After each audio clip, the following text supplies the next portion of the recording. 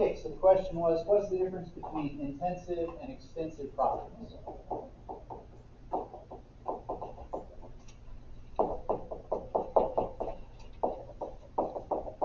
The only difference is it has to do with what happens when you have different quantities.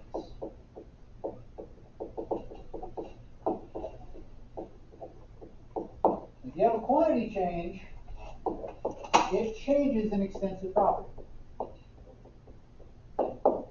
If you have a quantity change, it stays the same. If you're talking about an intensive property.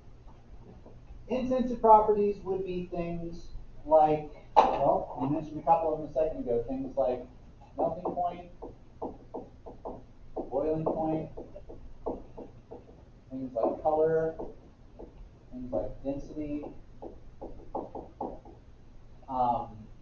things like how well something conducts electricity, so conductivity. Okay, then even some chemical properties like reactivity or combustibility, flammability, etc. Okay, if I've got paper, I know paper will burn, right? It doesn't mean that more paper versus less paper changes that. Okay. Whereas extensive properties, if I've got a different amount of something, if I've got a different quantity, things that change for extensive properties would be things like mass, volume, shape,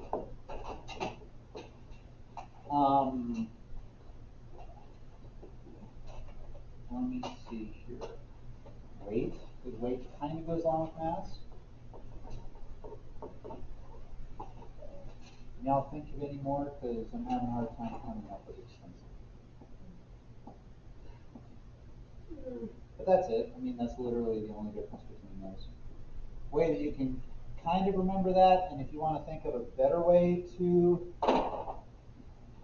keep this in mind, okay, the intensive properties, they're all built in, okay? It's something that's not going to change, period. Extensive properties depend on extenuating circumstances. It depends on external factors. The biggest external factor being how much